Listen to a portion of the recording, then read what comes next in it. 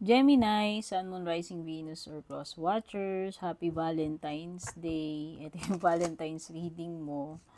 Yan. Pero timeless reading din naman ito kahit naman lumipas yung Valentine's, no? Hindi lang naman ito pang Valentine's lang. So, ayan. So, lahat naman ng readings ko po dito ay timeless. As long as nakaka-relate po kayo. So, ayan. Tignan na natin ano yung mga energies ganap ngayong Valentine's.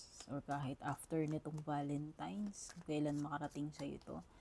Maraming salamat, Gemini. Kung isa ka sa mga nag-subscribe, nag-like, follow, malaki pong tulong yun. Pati na rin yung mga laging nag-share, nagko-comment, yung mga nagpapadala ng super thanks, stars, yung mga nag-a-avail ng membership, subscription, pati na rin yung mga nag-a-avail ng private reading. Yung mga interesado sa private reading ko, tignan nyo na lang yung mga nakasulat sa description or sa pinakadulo. Nandyan lahat ng detalye, pati yung link sa aking official FB page. Kaya doon po kayo mag-message, okay? So, tignan na natin, Gemini. Meron ka ditong confinement, schedule, and gluttony. Oh my God. Promise.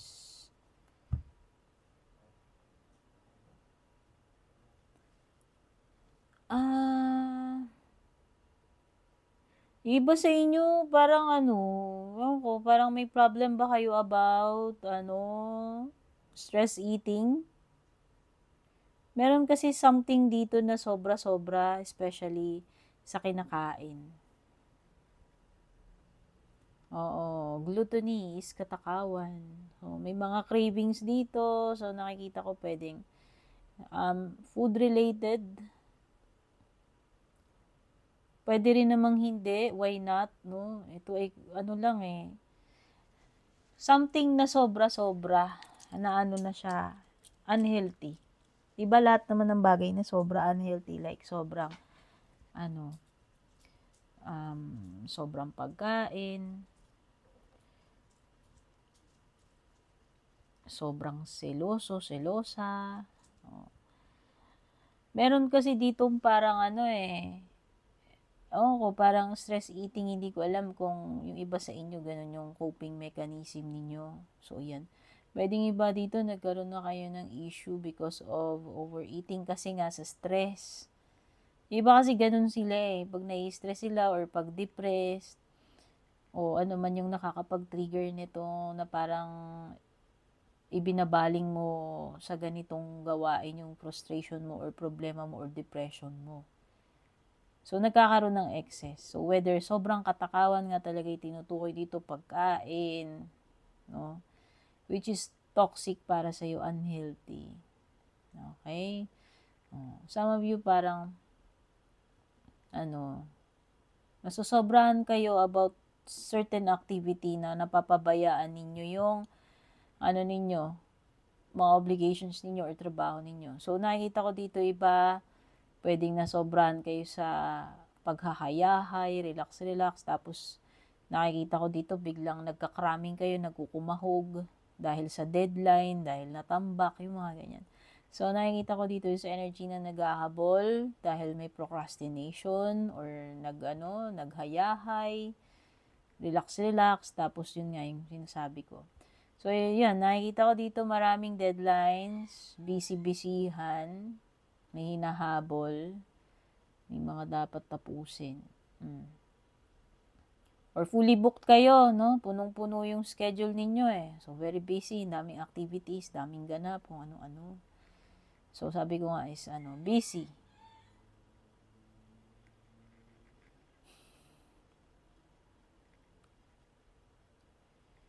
Yung iba dito, ewan ko pero meron something dito na parang may stuck stranded, feeling stranded or trapped energy with the confinement card. So, yung nakikita ko dito, parang mapipilitan kayo magstay dyan, mapipilitan kayo magtiis, staycation. O, para kasing nakulong di ba ganun naman yung pag preso ka, wala kang magawa, hindi ka makaalis dun. Wala, hindi mo tuloy magawa yung dapat mong gawin dahil lang natenga ka doon, na staycation ka doon, o ano man itong klaseng pagkaka-confine o trap. So, I hope hindi naman siya confinement talaga, literal na na-stranded ka dyan, nakulong ka, or na-confine ka sa hospital. Sana naman, hindi. Pero banggitin na lang din natin sis, nandyan yan. Meron din card ng promise dito. Someone who is tutupad sa kanyang pangako. So, yan. Kung sino man itong person na nangako sa'yo, ano man yung ipinangako nito, o baka nangako, babayaran kita. O baka nangako na, oy, di-date kita. Pero parang meron ditong pag-alok o proposal, o baka iba dito talagang, will you marry me? Engagement, no? This is a confirmation card, sabi dito. So, this is, kumbaga parang kung naghihintay ka ng sagot, parang tinatatakan, oo. No? Garantisado na yan, tuloy na yan, yes, parang ganun. Kasi ito, yes, diba? Will you marry me? Yes, ganun. Basta meron ditong something about pag-keep ng promises, sinumpaan, pagtupad sa pinangako. Sino man yan, ikaw man yan, o yung person na kadi mo. So, yung mga energies dito sa reading natin, general to, ha? Kung saan aspeto or area ng buhay ninyo or sitwasyon nyo, ito tumutugma. Yun yung pagbasihan ninyo. Hindi po ito tutugma sa lahat, ha? Okay? Pwede ring masagap yung energy ng ibang tao dito na involved sa inyo, kakonect ninyo. Ako ay hindi psychic, taga-basa lang ako, taga-report lang kung ano yung mga energy nakikita ko sa cards. Ano man yung napapairamdaman ko rito, yun na ichichika ko sa inyo. No?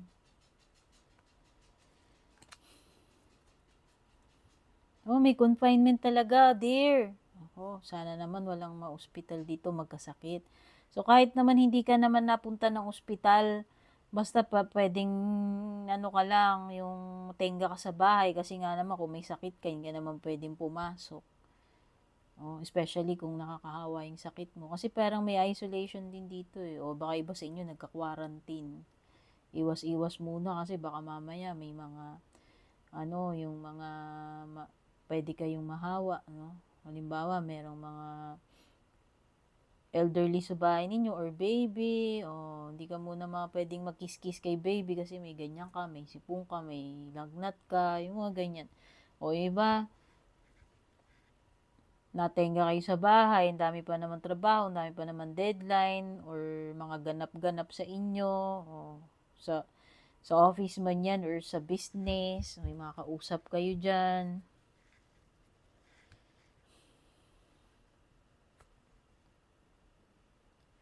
Alam mo, merong energy dito ng pagiging extreme. Pwedeng si Scorpio to. Sobra-sobra tong tao na to. Extreme talaga, promise. Kasi ito yung gluttony, yung excess yan Ito rin may extreme dito. So, itong tao na to, ganun siya. Pag ginawa niya sobra. Halimbawa, yun nga, sabi ko, nai-stress siya. Kakain siya ng kakain. Okay? Or iinom siya ng iinom. Or matutulog siya ng matutulog. Or kapag nagalit siya extreme, sobrang tahimik, talagang wala. Magkaanuhan na, hindi yan magpaparamdam. Yung mga ganun. Meron dito kasing extreme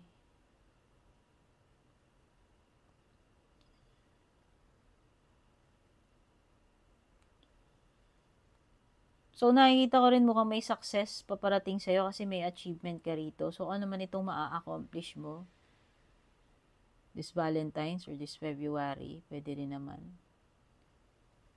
Wow, so nakikita ko dito is parang meron kang, yung iba dito baka may gift of vision kayo ha. Pwedeng nakakakita kayo, gifted kayo, psychic, sensitive, intuitive kayo. Pero pwede rin naman kasi itong pagiging matalino. No? Kasi nakikita ko meron kang vision. Kumbaga, may mga plano ka, may mga naiisip ka, pwedeng may mga ideas, or may mga discoveries ka. Oh. May mga tao kayang ganun, yung mga mapamaraan sila or advance na nakakadiscover sila. Okay, ako yung nauna nakaisip ng ganito. So, yun yung mga nakikita ko. Or vision is about having a plano, goal, no, or dream na maaaring sisimulan mo itong Valentine's or this month.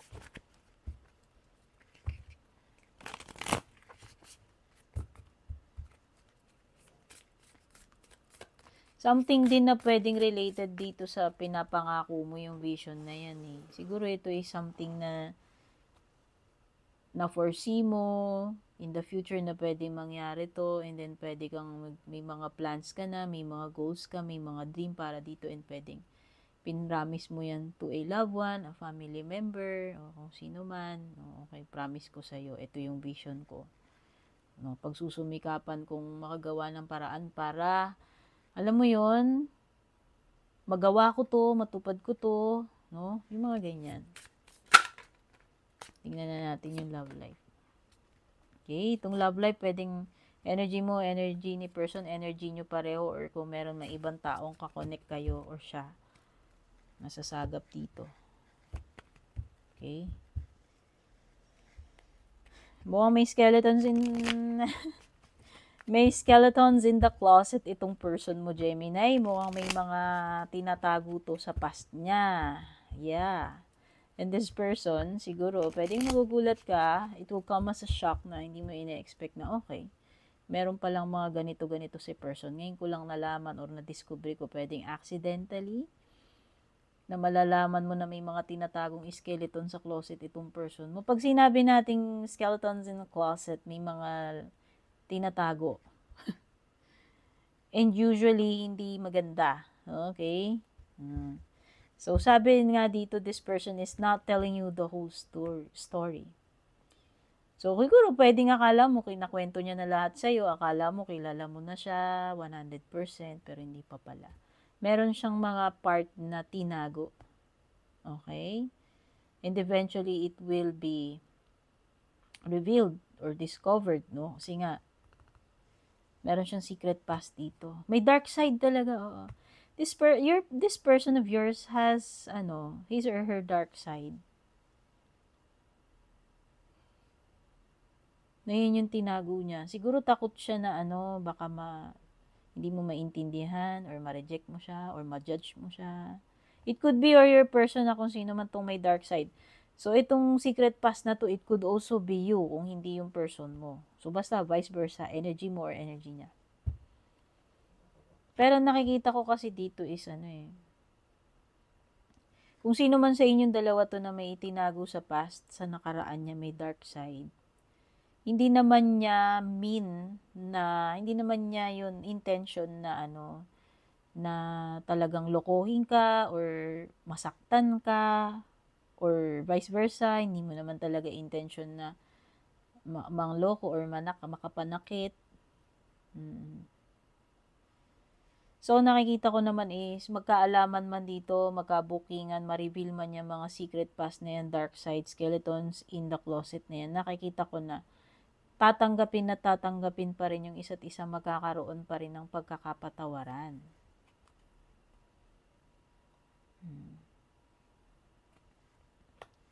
Kaya lang sa yung iba dito, pwedeng nakaka-encounter kayo ng parang floating yung samahan ninyo. O, yung iba dito ganun. Kasi walang solid walang solid na sinasabi or pinaplano. So, nakikita ko dito is walang solid na foundation. No? So, hindi ko alam kung sino sa inyo yan. Pagiging parang lutang yung connection ninyo or lutang yung isip nitong person na to. Parang wala kang ma-feel or wala siyang sinasabi na specific na mga plano. sa kung ano yung plano about the two of you sa relationship ninyo. So, yan.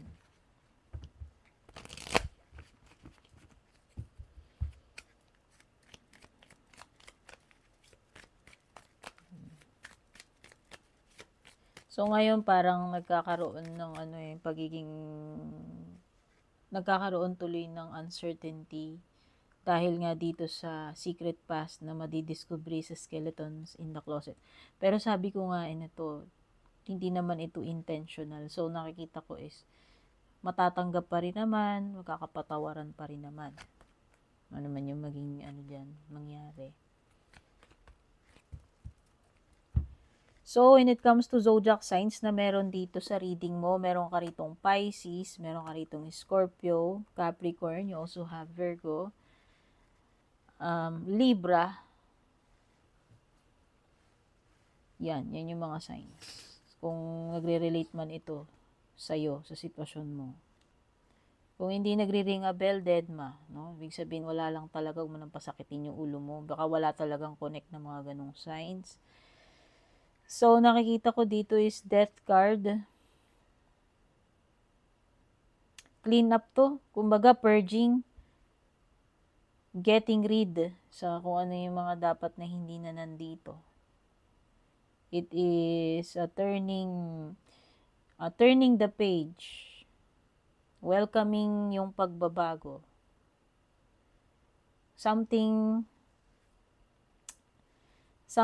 na died away na parang mapapalitan ng bago. May parang alam mo yung rebirth. Sabihin na natin, parang ganun. May rebirth na magaganap. So ibig sabihin ay totally bago na. Hindi na yun kagaya nung dati. No? It's a complete kumbaga sa science, sa chemistry, it's a chemical change, Gemini. 'Di ba? If you burn paper, nagkakaroon ng chemical change. Yun yung nakikita ko rito eh. So merong something na uusbong out of dun sa bagay na yun na nawala na natapos na nag-end na. Something new. So, yan. This is sort of like a clean slate para sa iba sa inyo. So, yan. Definitely, merong transformation sa anumang aspect ng kalagayan o sitwasyon ninyo yan. Sa career mo man yan, sa pamilya mo, sa connections ninyo, sa romantic connection, no? Or sa sarili mo, pwede rin naman. O, narino ka dito eh. Pero iba na eh. Hindi na yung dating ikaw eh. So, meron something na nabago about you. Yun lang yung nakikita ko. After this ending, is nagkaroon ng anew you. Yun yung nafe-feel ko. Kung ikaw man yung pinag-uusapan dito or yung sitwasyon mo.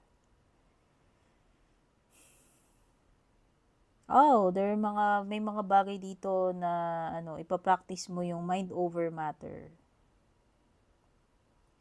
Some of the things here needs to be done by the book. Kailangan mong sundin yung rules, no? Step by step, kumbaga, yung halimbawa, traditional classic recipe. Tapos nag-work ka for doon sa restaurant na yun. So, hindi pwedeng hindi mo susundin yung traditional recipe na yun. Nasasabihin mo, okay, hindi, alam ko, ito yung paggawa ko ng kare-kare. Hindi eh. Kasi yun yung, wala kang magagawa. Yun yung parang signature dish nila. Yun yung, ano ba tawag dun? Family recipe. So, yun nga, sabi ko, meron ditong mga bagay na, literal, susundin mo, step by step. Okay? Meron kang parang susundan dito eh. Hindi pwedeng bara-bara lang or something na specific, technical, inaral, alam mo yun yung nasisense ko dito sa sitwasyon na to na tinutukoy ni King of Swords. So, there is something here na kailangan mong i-analyze, ma-solve yung problem. And this is yung situation wherein yung logic ang pagaganahin. Yung utak, yung talino. Okay? O, some of you, pwede nga a feeling of emptiness with the 9 of Cups reversed. Alam ko na, kasi ito, di ba sabi ko nga, parang coping mechanism mo yun. Meron something dito na alam mo may kulang sa'yo or nafe-feel mo na parang may kulang sa'yo. Tapos, pinupunuan mo yun ng ibang bagay, Gemini. At tuloy parang nagkakaroon ka ng dependency doon, nagkakaroon ka ng excess, yun nga sabi ko, nawawala yung balance, nagkakaroon ng dependency, ng addiction, sobra-sobra eh. So, yung iba dito yung something na kulang sa buhay ninyo or ewan ko kung ano man ito is dinadaan nyo halimbawa sa pagkain. So, yun nagkakaroon tuloy ng pagiging unhealthy dahil dyan. Coping mechanism nga, pero mali eh. Hindi maganda yung coping mechanism na yan, Gemini, kung ikaw yan. Ha? So, meron ka ring full moon dito. May timing na binabanggit dito, mga 1 month daw or sa susunod na full moon. Wala ko alam sa mga moon. So, ang nakikita ko dito is bigla ka nalang magkakaroon ng emotional awareness. And kung merong mang situation dito, is magkakaroon na ng climax, no? Ibig sabihin, marireach na yung pinaka-peak. Meron ding pag-move on, pwedeng pag-move on din daw to in a period of 1 month. Or cycle completion, kung meron ka mang something na ma-accomplish matatapos, kung ano man tong cycle na magtatapos, no? Sakto, kasi may death card dito, may ending and transformation. So, yan, siguro sa mga 1 month, in 1 month time, yun yung tinutukoy na mga pwedeng mangyari sa'yo, Gemini. So, Gemini, ito yung Valentine's reading mo. Happy Valentine's sa'yo. Sana makatulong to. Love you. Take care. Babush.